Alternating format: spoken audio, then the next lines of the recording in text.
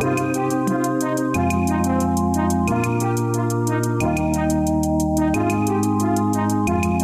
David Pakman Show at davidpakman.com.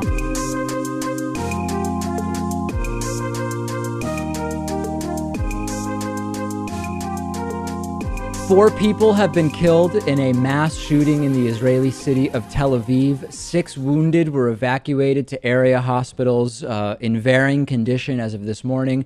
We have video of the attack. Before we play it, I will mention the video could be disturbing to some. This is video of the shooting from inside the Sarona market, and we will play that video with no audio now for those who are watching along with us. It is very, very disturbing. The 4 victims have been identified, ranging in age from 32 to 58. 2 Palestinian shooters opened fire at the Sarona market. I was just there last summer. It's a very crowded area in Tel Aviv. Shops, restaurants, it's often packed, especially at night.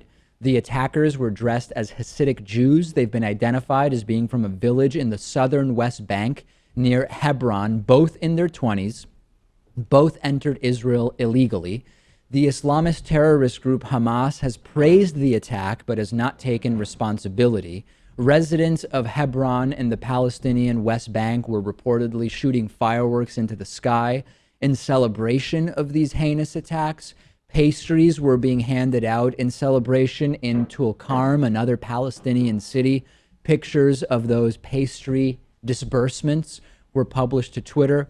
Police officers shot one of the suspects and the other surrendered. This is the second location, Lewis, that I hung out at last summer, which has been victimized by terror attacks. The last was a couple of sort of side-by-side restaurants near the Dizengoff and Gordon intersection, where I actually both stayed and had breakfast almost every day during my trip last year. And a lot of people, when I got back, were asking, does it feel unsafe? And it really doesn't, even though now, in less than a year, 2 locations, which I hung out at with absolutely no concerns in the world, have been victimized by terror attacks. Yeah, well, is it safe and does it feel safe are 2 very different questions, right? And statistically, it still is very safe, right? Yeah, statistically it is. But you can be in the safest place in the world and not feel safe. And when things like this happen, that enters into people's minds. It stays there.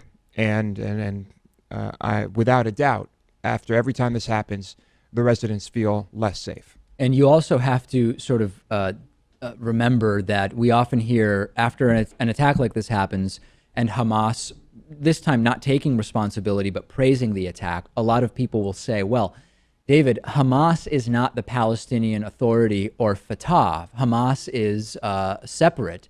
That's true, but the Palestinian Authority and Fatah have also, they've not really condemned the specific attacks. They came out with this just bizarrely mush-mouthed statement saying, well, we are not in favor of attacks which kill civilians, period, which is a very specifically wordsmithed way of not saying you condemn attacks by Palestinians on these areas. You're saying, well, anything that leads to civilian deaths we're not in favor of as a strategy. And it was, yeah, it's better than Hamas cheering, right? I mean, it is better than that.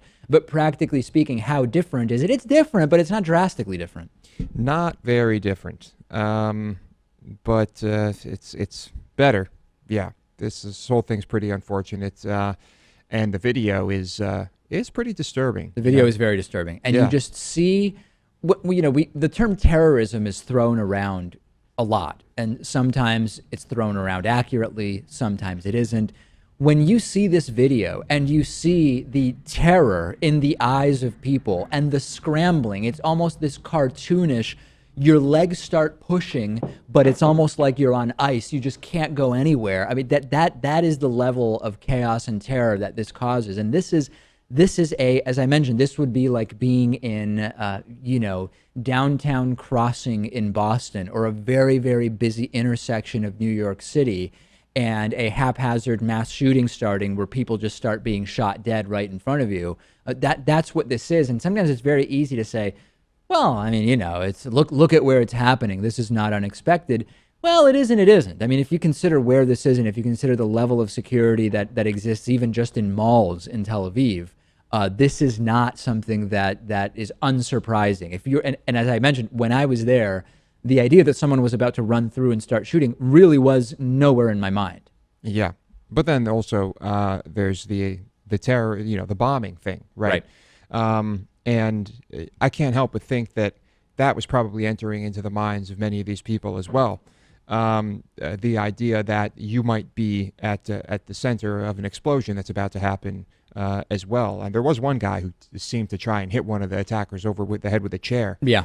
Other than that, I really didn't see anyone try to subdue them. I mean, it was, who knows what I would do in that situation? It's chaotic. Yeah. You don't know where they are. They're dressed like Jews. I mean, it's crazy.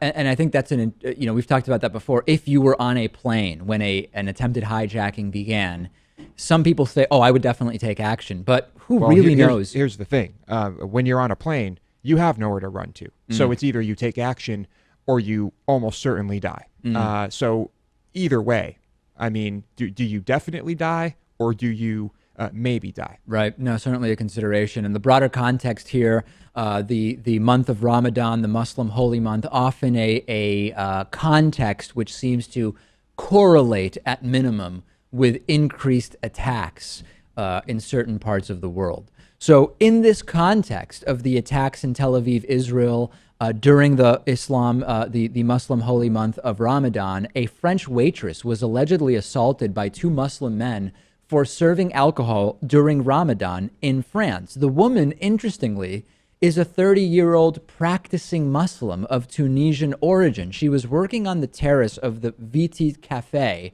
in Nice, France, when she was reportedly insulted by two people who were passing by her yesterday. The men are said to have started to abuse her when they saw that she was serving alcohol to customers.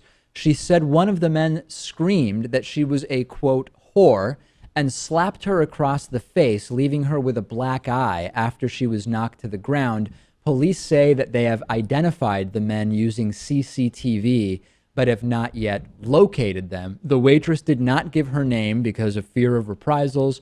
She said, one of them said to me in Arabic, "You should be ashamed of yourself for serving alcohol during Ramadan. If I was God, I would hang you." She replied, "You're not God, and you cannot judge me," adding that she felt degraded, humiliated, and sullied following the incident, and mentioning that she used to serve alcohol in Tunisia without any issue whatsoever. She said, "It's not because I serve alcohol that I'm not fulfilling my religious duty. I do it because I'm a waitress. In Tunisia, I did the same job and never had the slightest problem." She said, "I don't think that in France, the country of liberty, you could be attacked for that. I didn't think that you could be attacked for that."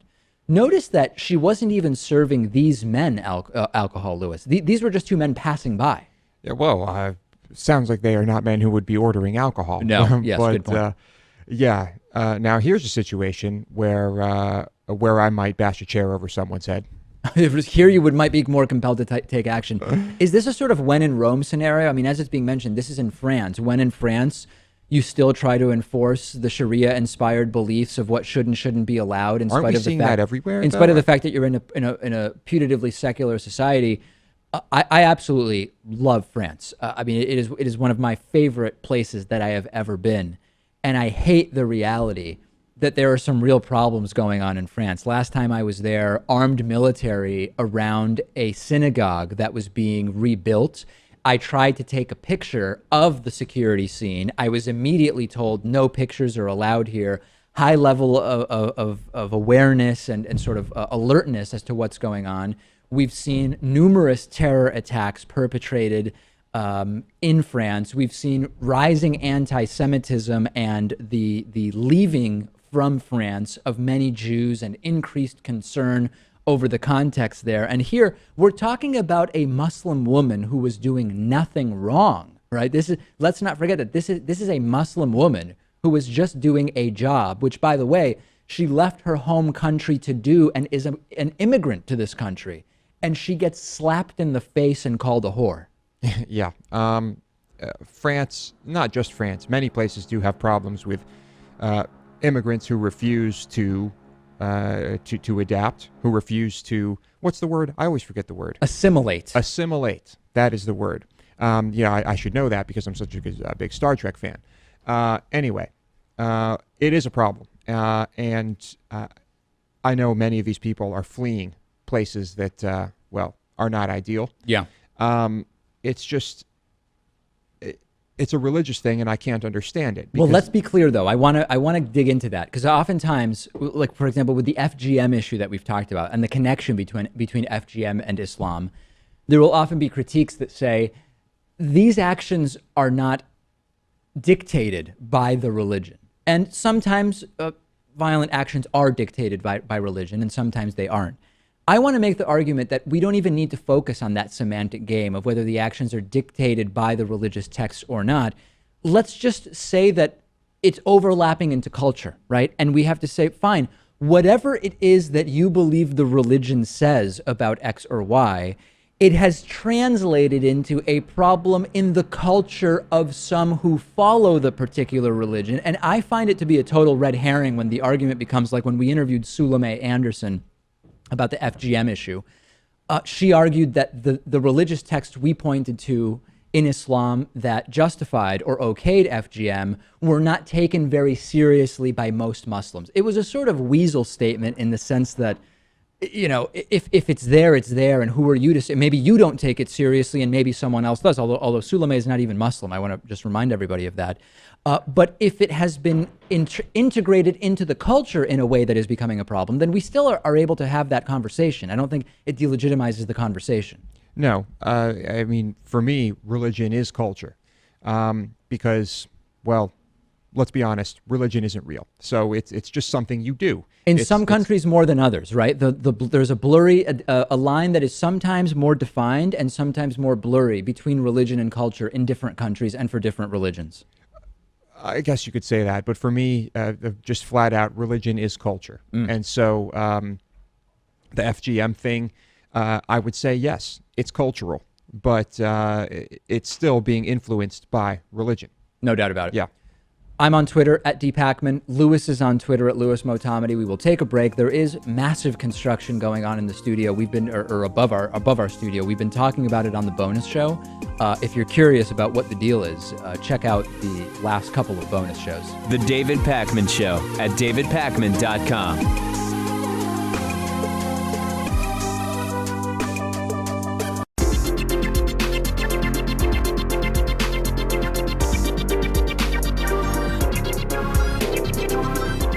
The David Pakman Show at davidpakman.com. Today's new member of the day, Kevin Tovar. Kevin, thank you. Thank you for being a David Pakman Show member. Sign up at davidpakman.com/membership. My film recommendation this week is a documentary called Bigger, Stronger, Faster, asterisk. And that asterisk refers to the asterisk which some feel should be in some sports record books when it has been revealed that the athletes holding said records were on steroids, performance-enhancing drugs. This is a documentary from 2008. It's a little bit older. It was directed by Chris Bell. It's about the use of anabolic steroids as performance-enhancing drugs in the U.S. The film is really interesting because, number one, it's not super polished and high budget, number one. But number two, it is, number one, told through the lens. Well, no, number one and number two. How many times am I going to say number one and two? Can't do that. Next, it is also told through the eyes of a guy who has two brothers, had two brothers. One brother tragically died after the filming of the documentary, who over different periods in their lives used anabolic steroids. And it also doesn't really take a view in favor or against anabolic steroids per se. It presents the health risks. It presents the debate over why in some fields using performance-enhancing drugs is no big deal, whereas in others, specifically in sports and in certain sports, it is considered a really, really big deal. And this is an issue that has been increasingly prevalent in the U.S., in the biking world with Lance Armstrong, in baseball, no doubt about it. The topic of anabolic steroids is interesting. Arnold Schwarzenegger is featured in the film, although not interviewed specifically for it. Very, very interesting documentary about an interesting issue. Yep, it's this one has actually been on my list for a while. I have seen other things about this, in the wrestling world, the world of professional wrestling, and of course, I'm not talking about actual like Olympic wrestling. Right. This used to be a very common thing. And there are some interesting questions, like if, for example, Tiger Woods, who had eye surgery, which now has given him 2015 vision. Is that fair? I mean, it is better than 20/20 vision, considered the gold standard for humans. Is that something that should be considered along the lines of using anabolic steroids in a sport where that would help you? Seeing better than what humans traditionally, naturally are able to see could arguably help him putt better or hit irons better. I mean, there are some real questions around this. No doubt. Yeah, it's an enhancement, no matter how you look at it. It will improve your performance, at least if that's measurable. I don't know. The documentary is Bigger, Stronger, Faster with an asterisk. It's available on Netflix. It's available on Amazon. And of course, my full list of recommendations, growing list, is available at davidpakman.com/recommendations. I mentioned this last week. I want to mention it again. The David Pakman Show is hiring. We are going through a normal process, including listing the position on job sites, etc. But what better place to mention that we are hiring than to people who are in our audience, who may have a lot of the skills as well as the familiarity with the show that could make them really great David Pakman Show team members. So we are hiring for a show producer position. The most important thing, and some people emailed me and it was clear they didn't catch this part, the position is based here in Boston physically. So you would have to live in the Boston area. I want to be super, super clear about that. The position will be at minimum a heavy part-time position, but for the person with the right skills, it would definitely be a full-time position. It involves the following areas of work. Video editing. If you have experience doing multi-camera show production, we use a TriCaster system. That is great. Video editing on the Adobe Premiere platform. That is what we use here in studio. Audio editing is a big, big thing. We use the Adobe Audition platform in the studio. Graphic design skills are fantastic. The ability to deal with lighting and set design and the cameras themselves. And of course, there's always an opportunity to be on air. I mean, Louis, when you're talking about a small operation, no matter what you're doing, there's always an opportunity to be on the air. Yeah, I mean, I'm a producer, right? Stunning. Absolutely. Yeah. Yeah, no doubt about it. So if you are interested in this position, then the best thing you can do is to get in touch with me, David at davidpakman.com. You aren't required to be proficient in all of these areas. The more areas you have experience in that I've mentioned, the better. If you are great with video editing and graphic design, but you don't have other skills, that's okay. It might still work if you are a go-getter. That's really the key thing. We have a small, very fast-paced team here, and thus being able to work in different areas and sort of adjust on the fly to breaking news and things that come up. That is really the most important thing. Send me a resume. Send me a sort of brief letter explaining what why you're interested in the position, why you feel you would be a good fit on the team given your skills. And if you have samples of work, if you've done editing, send some samples of things you've edited. If you have, audio editing skills, or you've hosted a podcast or whatever, send samples. And very, very exciting, an opportunity that is available. And again, David at davidpakman.com is how you can get in touch with me.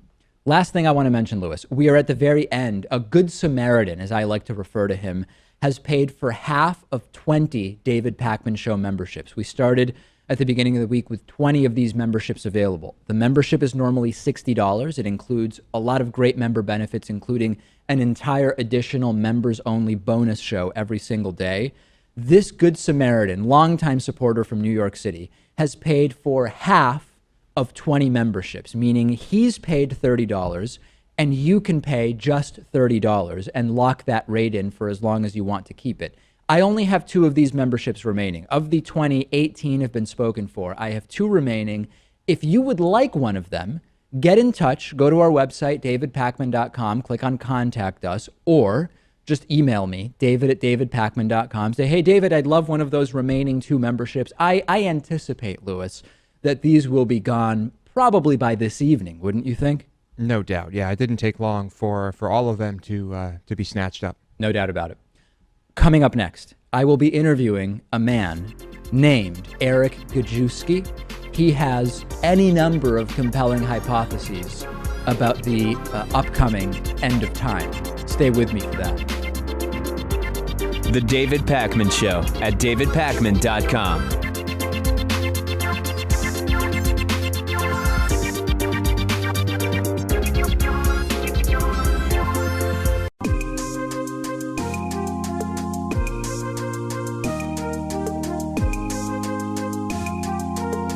Welcome back to the David Pakman Show.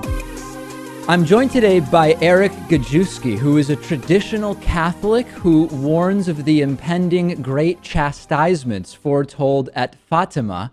He runs tradcatnight.blogspot.com, which is it is a Catholic website. And you can also subscribe to his YouTube channel, TradCadNight, for the latest end time news. Eric, how did you first get into the end times? Like, I think when I was a kid, I was into, sports and reading and stuff. And I remember when I got into politics, and it was, politics was around my family. I went to high school and college and got into it. I'm having a hard time knowing, how does someone just sort of get into end times as their thing? Yeah, great question, Mr. Pakman. Again, I appreciate you having me on. I look forward to this opportunity to get through as much as we can in the next 10 to 15 minutes. But yeah, as a child, I was into sports as well. Highly athletic. Basketball was my forte. But on and off again, yeah, I began to study end times, secret society, Illuminati, New World Order. And so I would say over the period of 20 years, on and off again, I studied it and was fortunate enough to be under the wing of some traditional Catholic priests who were very much versed in Catholic prophecies, such as Father Paul Kramer, who's an expert on the third secret of Fatima. Right. And that's essentially what we're trying to do is warn the world of what, the impending disasters which are about to happen. And can you give us a sense, we talk to so many end timers, as I call them, and so far all of their predictions have been wrong, but they have sort of a different rubric for what they interpret to be reliable end times prophecy or information. What is your standard when we think about critical thinking and having valid and sound reasons, valid arguments for our beliefs? How do you determine what information can be trusted? Sure. Well, first and foremost, as a Catholic, we are taught Scripture and tradition compose the Word of God. So those early church fathers, those first few hundreds of years of the Catholic Church, a lot of these fathers talked about these end times and talked about the apostasy in the Catholic Church. For example, it's in Scripture, 1 Thessalonians 2:4, the Great Revolt that was foretold. That actually happened with the Second Vatican Council in the early 60s with the Catholic Church. It's literally been termed, even by some cardinals, such as Cardinal Suginus, as the French Revolution in the Catholic Church. So literally there's Freemasonic principles being taught right now by the mainstream, coming from the top, from the popes on downward. And so what we do, that's the litmus test, if you will, would be tradition. And so the third secret of Fatima and the message of Fatima is simply a replication, if you will, of the apocalypse. Right. So it's everything the church has taught. It's just a little bit more detailed, really, is what it is. And Eric, is there a date certain you can give us as to when we will see this sort of repetition, so-called, of the apocalypse? Or what is the date that you are assigning to this? Well, it's never prudent to give dates. When people come to me and ask, because I have a lot of people ask me, where should I go? Where should I move? I have a lot of high-ranking military men contacting me saying, yep, we know exactly what you're talking about. One of which is this large space body which is approaching us, which has been dubbed Planet X. Eric, no, without giving names, I know that I'm sure these are confidential consultations that the high-ranking military do with you on the end times, but could you give us at least the rank? Like, how high of a rank are some of these individuals that consult with you on the end times? I really don't want to go any further than just saying they're high-ranking without their permission, but it's high up. I mean, I don't necessarily want to get into too much detail on that. I have confided. No, I can understand why, yeah. But, there's a lot of people listening. I've had Tim Kennedy on, the famous UFC fighter. I mean, he understands what we're trying to say. EJ Snyder is going to be on that Dual Survivor show. Mm-hmm. He's a Green Beret. He understands us. He agrees. So, there's a lot of people waking up, but the bottom line is I've been on record as saying that it's quite possible we could see this star. They'll label it, the mainstream will label it as a star in the sky. It'll appear as a cross, a red cross, again, otherwise known as Planet X. And once you see that, that's when the New Age is planning to kick off a lot of serious events. But we're already in the apocalypse, Mr. Pakman. I mean, we're embedded in it. Again, the formal one world religion is very close. That's in the apocalypse, the harlot. And that's where many non-Catholics get that wrong. They keep saying the Catholic Church is the whore of Babylon. No, the Catholic Church has been infiltrated by Judeo-Freemasonry, and they're trying to set up a formal New Age religion where all religions are seen to be equal, which is the great apostasy from a Catholic standpoint. Now, what may be fascinating, Eric, I want to take it piece by piece if we can. What may be fascinating to our audience is not everything you're saying is completely out of this world, in the sense that NASA has commented about the so-called Planet X, which may exist. It might orbit the Earth about 20 times farther from the sun on average than Neptune. It might have a 10,000 to 20,000 Earth year full orbit around the sun period. But where are you getting that the possible existence of this planet is in any way connected with Catholic prophecy, like as specifically as possible? Where did you come up with that? Well, it goes back to one Roman Catholic priest. I invite you all to research him, Father Malachi Martin, who did a lot of radio shows such as yourself. You probably heard of him. Well, he was the chief Roman Catholic exorcist, and he read the real third secret, which the Vatican is hiding. They don't want you to know about the apostasy in the church because the enemy sits on high now. They don't want you to know about Planet X because people would panic. People would lose it. And so he read it, and he was under oath not to give the exact verbiage. But when you listen to all of his videos and interviews put together, it becomes quite clear what he was talking about. He always said, pay attention to the sky. Look for the red cross in the sky. Once you see that, you've got basically less than 6 months before a lot of these impending disasters. But, the Vatican has an observatory set up. There's an observatory set up in Australia called Project Wormwood. Now, your listeners should know and understand in the apocalypse, Wormwood, remember the star, the asteroid that comes and hits the Earth? Well, that actually is a separate entity. That'll be a comet or an asteroid which will be kicked in by the Planet X system and will hit us. That ties in with Catholic prophecy too. And then there's an observatory out in Arizona which is called Lucifer, if you could believe it. And again, we're entering to the New Age, which is Luciferian. I covered that a lot. The mark of the beast, even. Mark of the beast, by the way, has really nothing to do with the RFID chip for your listeners. It actually has to do with the New Age Luciferian initiation that's going to happen in Rome here soon after Francis bails out. There's going to be what's called the false prophet from Scripture show up right after this. He's very esoteric, and they're going to get rid of the Catholic sacraments, and they're going to set up this 5-step self-realization program. Is there any evidence you could find that would convince you that these hypotheses of yours are wrong? In other words, what could you come across, or in what ways are you open to being proven wrong about these ideas you have? Oh, well, I think anyone who puts any hypothesis out there, whether it's scientific or otherwise, has to listen to opposing arguments. Yeah. Doesn't mean that we're going to agree. Again, in this area, I have a lot of priests who come to me for answers because I've studied this as long as I've studied this, and they trust my opinion. And again, we have to realize that, again, the church has been hijacked. There's basically a de facto schism in the church already. People who are following these popes since Vatican II are being led in this new religion. And then there are those who are what are called resistant. And we're like, no, we're not having anything to do with this great apostasy. They knew better, and so there's a great divide. There's a great bickering and arguing, and it's very awkward. It's divided families. It's divided friends even, and it's not going to get any better. Trust me. Once Francis bails out on the scene soon, which could be this summer, by the way, from inside sources, because Father Kramer, who's one of my sources, has inside sources in the Vatican, and that may happen this summer as he bails out into Argentina somewhere. Yeah, no, I've been known to bail to Argentina myself every other summer. Hey, listen, Eric, do you believe that Jesus Christ has appointed you to give orders to your followers who you refer to as eagles? Is that an idea you subscribe to? I believe my role will be more than evident to those who go through this period, which we will call a transition. There'll be many people ask me if this is going to be the end of the world, and I don't believe so. No, but Eric, I know, but I just want, you're going in a sort of different direction. Do you believe that you have been specifically appointed by Jesus Christ to have a role in what you believe is upcoming? Sure. Absolutely. You do? Okay. Absolutely. Yeah.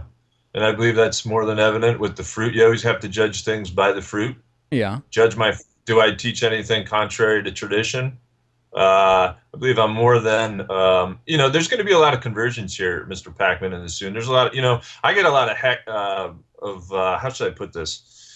People who want to inject some level of science into your statements. You get a lot of that? Well, no, I love having scientists on. Again, I don't think science disproves. As a matter of fact, I had on Ben Davidson, who's a notable, on the science side of things, and he agrees with me. He says it's not out of the realm of possibility, because there's going to be a lot of chastisements that involve the sun. He pays attention to the sun, and he agrees with me. So he says that it's not out of the realm of possibility. So, to answer your question, trust me, I'm not trying to backtrack out of that. I just have to be careful with my verbiage at this point. It will be more than evident over time.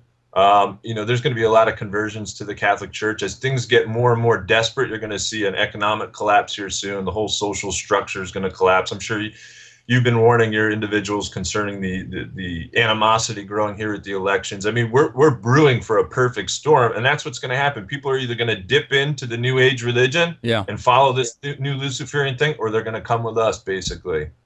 So it's going to be an interesting time. There's going to be a lot of desperation. There's going to be a lot of desperate people searching for answers, and that's. Eric, I apologize if I'm speaking out of turn here, but in all seriousness, and you can, we're just talking here. I won't tell your followers or anything. Do you really believe this stuff, or is this what we might come to know as shtick? No, you're going to see all of this. It might not happen in the order in which I say, because we're not God. But certainly, all of these things are transpiring. Again, we go back to the third secret of Fatima. Everything that she warned about is already happening. Yeah, it's already happening. She warned about World War II. She warned about the errors of Russia spreading. That's already happened. And again, the reason why the third secret is not going to be revealed is because of who's in control. Who's in control of the Vatican? The Masons, the Marxists, and they're trying to implement their New Age religion. So everything will settle out. And I've been on record as saying it's very bold. Most people aren't going through this. About 3/4 of the world are not going to go through this, as crazy as it sounds. No, that sounds reasonable. Yeah, I mean, considering we're on the verge of World War III, I mean, they could wipe out billions. I mean, forget about months. I mean, they could wipe out billions probably within a matter of a few days, let alone a week, with scalar technology and everything that they have. So Russia is another key piece. I wanted to get this out to your individuals. Pay close attention to Russia. Please. Eventually, the Blessed Virgin Mary said, you're going to poke the bear, and then the bear is going to strike back. Sooner or later, Putin's going to do something, and I'm not holding out for America in terms of how much is going to be salvaged here. I mean, I think America will be virtually unrecognizable by the time God is done chastising this country for all of its sins, abortion. Yeah, all the gay marriage too, right? I mean, we can't forget about the sin of gay marriage. Yeah, gay marriage, sodomy. Yep. You just got to take a look around the world and understand the times that we live in. Again, I've been labeled as a fearmonger, and it's really not. It's really just realism. I'm shocked to hear that. Yeah. Well, but ultimately, in the end, David, the message of Fatima, honestly, is about faith and hope, because only faith and hope is going to carry you through this. It's not going to be the size of your bank account. It's not going to be the size of your house. It's not going to be the size of who you are, whether it's me or you, Mr. Pakman, being a public individual yourself. That's not going to save us. It's truly only going to be faith and hope in Christ that's going to get us through this time period. And so that's why, as a part of an eagle, I say to spread your wings, right? The wings of faith and hope, the eyes of charity. We're all going to have to help each other out. This is going to be, as our Lord said, the worst period of human suffering, worse than the deluge in the Old Testament. And we're on the verge of that perfect storm. Well, there's no doubt that I find this endlessly fascinating, and I can't thank you enough for telling us all about it. And a glimmer of faith and hope in a broader message of the end times. We've been speaking with Eric Gajewski, certainly one of the more unusual interviews we've done, and for that I can't thank you enough. All right, appreciate it. The David Pakman Show at davidpakman.com.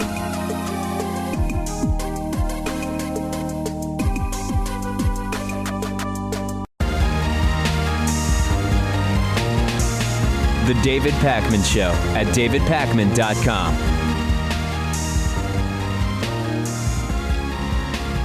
There's an image that's been shared more than 30,000 times on Facebook of a supposedly bloodied Trump supporter attacked at the hands of so-called violent liberals. It has now been exposed as a total and utter hoax. In fact, it was an actress from a TV show with makeup on. This is Australian actress Samara Weaving. She is the blood-covered woman in the photo. It's not really blood. She was sitting in a makeup chair on the set of the U.S. television series Ash vs. Evil Dead. It's a picture from her Instagram account from early January 2016 when she was working on the horror comedy series. But a Facebook user identified as Greg McCurdy shared the months-old image on his account on June 4th. He claimed this as the result of fascism in America because she was a Trump supporter. As you can see, June 4th, Saturday, 10:32 a.m. There were indeed violent clashes involving anti-Trump supporters last week outside of a San Jose, California rally. There were punches thrown, there were eggs thrown, etc. But a lot of what was going on was not particularly clear which way it went. There were pro-Trump people being violent and anti-Trump people being violent and all sorts of stuff. Here is a tweet that was published about this from Conservative Nation. Here's what happened to female Trump supporter when she met, quote, peaceful and tolerant liberals. Bruce Campbell, who is also an actor on Ash vs. Evil Dead, he plays Ash in the television series. He figured out that this entire thing was completely bogus, wrote about it, tweeted about it, etc. This is not the only hoax along these lines. There were some pro-Trump social media accounts passing around a screenshot of a Mexican telenovela actress as a supposed 15-year-old victim of an attack by an anti-Trump mob. You see the image here if you were watching along with me. What about you haven't heard any rebuke from you? She's 15, beat by a San Jose anti-Trump mob and police watched. Okay, the English leaves something to be desired, Lewis. But this was just a 17-year-old actress from a Mexican telenovela, not a 15-year-old Trump supporter who was the victim of violence from anti-Trump forces. What do you make of this? I mean, just flat out hoaxes. I see it all the time. I've seen it on both sides. There was a picture of Trump that became very popular with a fake quote saying something about running for president, and it was an older picture of Trump. I think what we need to do is create so many of these on both sides of the political spectrum that everybody just stops believing every damn thing they see on social media. The bigger question for me, aside from individual instances of actual violence or hoax violence or whatever, which candidate's rhetoric has been coddling or giving safe haven to violent actions? Which candidates have offered to pay for the legal fees of people who committed acts of violence at their events? Was it Bernie Sanders? Was it Hillary Clinton? Was it Donald Trump? Well, it was only Donald Trump, actually. So I think that it's interesting to point out the hoaxes and how quickly these things can spread like wildfire on the internet. But the real relevant thing to me, Lewis, is the rhetoric of the candidates and who is actually creating any kind of either catalyst or safe haven for this type of thing. And it pretty clearly points to Trump. Yeah, I've seen the things Trump has said. I've seen the footage from the rallies. I've seen the signs at rallies. I know exactly what is happening with Trump supporters and with Bernie and Hillary supporters. And while plenty of Bernie supporters and Hillary supporters could be despicable, violent people, there are far more that are Donald Trump supporters. Many politicians come out of politics with the job opportunities or opportunities, period, to really secure generational wealth for themselves and their families. And it seems that just running for president is having the opposite effect on Donald Trump. There's a Priceonomics analysis of data from Hipmunk comparing hotel booking data from this year to last year. And it is revealed that Donald Trump hotel bookings appear to have decreased by almost 60%, 59% to be exact. Overall, Hipmunk hotel bookings have been on the rise year over year. That has not been the case for bookings of Trump hotels. Prior to his political candidacy, Trump hotels were garnering 1.7% of all bookings on Hipmunk in the major cities where Trump's hotels are located. In the last 3 months, Trump hotels have been significantly less popular. Bookings are down 59% versus the same 3-month period in the prior year. Some of those hotels just have the Trump name. So really, it's the owner of that hotel that is losing out. But some of these are actual Trump properties. And part of this could be explained by more hotels being available in all of those cities, because we're looking at Trump hotel bookings as a percentage of all hotel bookings in a particular city. If more hotels go up, by definition, it's going to make it very straightforward for the percentage that are Trump bookings to go down. But that could only explain at most a fraction of the decrease. In New York City and Vegas, for example, Trump hotels' share of the city's total hotel bookings have dropped by 70%. Even in Atlantic City, where Trump hotels claim the highest percentage of the city's total hotel bookings, they took a big hit. The Trump Taj Mahal's share of bookings is down 17% in the first quarter of the year. You know what's fascinating about this, Louis? We talk about people voting against their own best interests all the time, right? People who support authoritarian or right-wing politicians, they often stand to lose rather than gain from their candidacies. A lot of it is around economics and finances. People who are poor or middle class supporting candidates whose policies are good for the very rich, which they are unlikely to ever be. The Trump voters can't afford to go to Trump hotels by and large. They support Trump, but his policies put off people who actually have the money to go to these hotels. It's a very interesting dynamic. Yeah. There's got to be something to the whole boycott of Trump thing. Yeah. I'm sure that's playing into this, as expected. But what does Donald Trump even have most of his money invested in now? Well, the net worth is overwhelmingly in real estate. Yeah. So we're talking just random resorts and casino-related things. Yeah, I get your point, which is how much of his money is actually coming from hotel bookings per se, especially since some of these are just licensed with his name on them. It's a fair point. There's no doubt about it. It's more just an indicator of the brand becoming increasingly toxic around the world. And remember Chick-fil-A, right? When Chick-fil-A had the anti-gay controversy, liberals weren't going there, but conservatives showed up. There were lines around the block because they could by and large afford to go and buy anti-gay chicken. Same thing with Hobby Lobby and the case about them not wanting to offer contraception based on their religious beliefs. Right-wingers showed up in droves to buy holiday wreaths and canning supplies or whatever you buy at Hobby Lobby because they could afford to do that. But they can't just go and support Trump by staying at his hotels because they've been supporting Republican policies for decades, which have taken money out of the lower and middle class. It's ironic, but I don't take pleasure in the irony. It's actually quite sad. Oh, it's sad. People voting against their own best interests, that's very sad as well. Just people having the wool pulled over their eyes and being bamboozled. We have a voicemail number, and I am welcoming you to call any time of day. 219-2-DAVID-P is the number. I have a voicemail here to play for you. About Donald Trump and the judge. Donald Trump never said it's stupid to be judges. What Donald Trump basically said is, I've said so much racist crap about the Mexicans that this Mexican judge can't be impartial in my case. Yeah. In a way, Trump is saying, as a general rule, judges are supposed to be impartial, but I've been so offensive to anyone who is even tangentially associated with being Hispanic or Latino that the judge couldn't possibly be impartial. It's an interesting take, right? Which is, it's not so much an attack on the judge.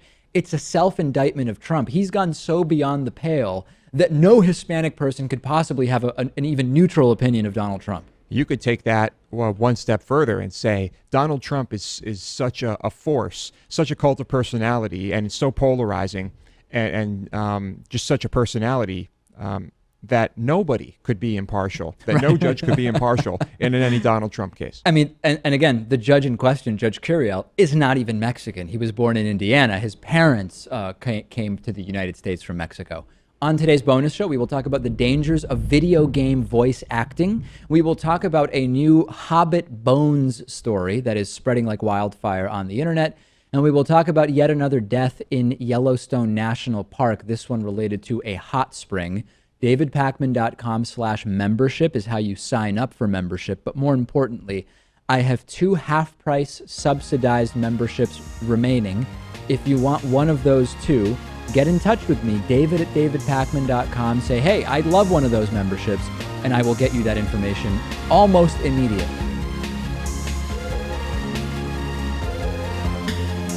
The David Pakman Show at DavidPakman.com.